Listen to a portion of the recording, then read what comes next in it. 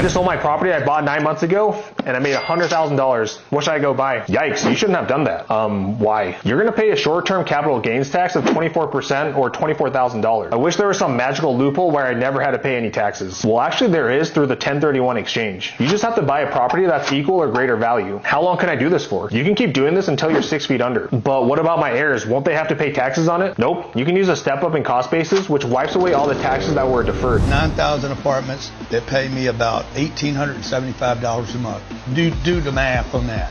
9,000 times 1,875. Okay, do the math on that. Is real estate a good investment? Yes, but it's harder than people think. I'm driving to this property that I got equity in, and I'm going to highlight a few things. One super important thing is location. A good location is going to allow your property to increase in value over time. So I chose this property's location because it was close to a university.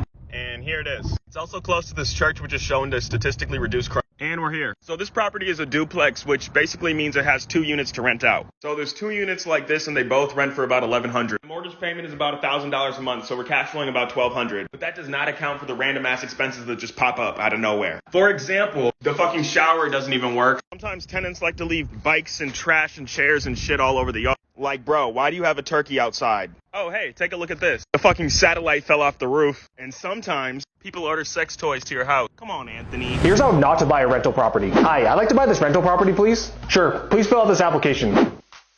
So unfortunately, we aren't able to qualify you because you don't have 2 years in tax returns and your DTI is too high. This is how you can buy a rental property. Hi, I'd like to buy this rental property with a DSCR loan. Oh, so you want to use our debt service coverage ratio program, right? Yeah, instead of looking at my personal income and DTI to qualify, I know you will look at the income of the property to qualify me. Yep, and rates are a little higher, but typically we just look to see that the property's debt service coverage ratio is between 1 to 1.5x. And proof of funds. Yep, I also know that the down payment is typically 20%. But if I provide proof that I have other rentals, I can put down as little as 15%. Here's how the rich never pay taxes.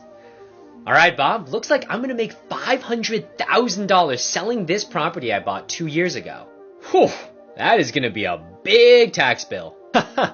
Bob, I'm rich. I don't pay taxes. Silly me, of course you're rich. You don't pay taxes. Wait, you don't pay taxes? 1031, Bob. Oh no, it's actually 1025 right now. No, section 1031 or 1031 of the IRS tax code.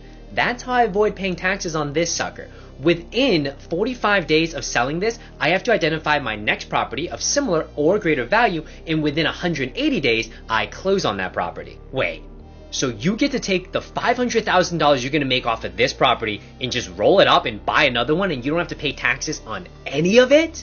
And I'll even let you in on a secret, Bob.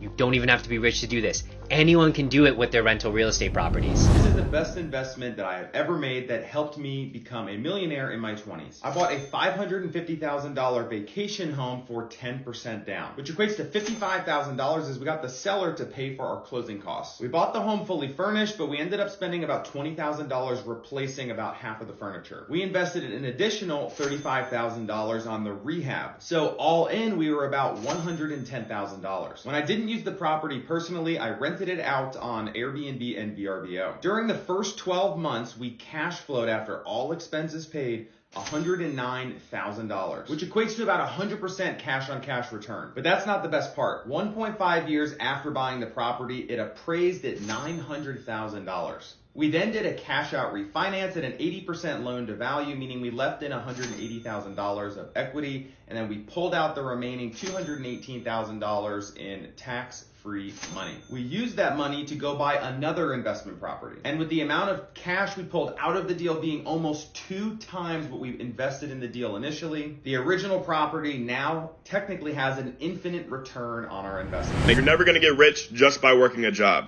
This is teaching what should have been taught in school, part 3. So school tells us to go to college, get a degree, get a good job with that degree, and work that job until we retire. However, if you've read this book, the theme behind the book is that poor people work for money and rich people make their money work for them. And that's why 90% of millionaires are invested in real estate, because it's an investment where your money works for you and grows over time. And real estate's not the only investment. There's also stocks, bonds, crypto, mining, staking, a lot of different ones out there. And the way you go from broke to rich is start by working a job, but also invest into multiple streams of income. And you got to live off one stream of income and reinvest the other stream of income so it grows and makes you more money over time.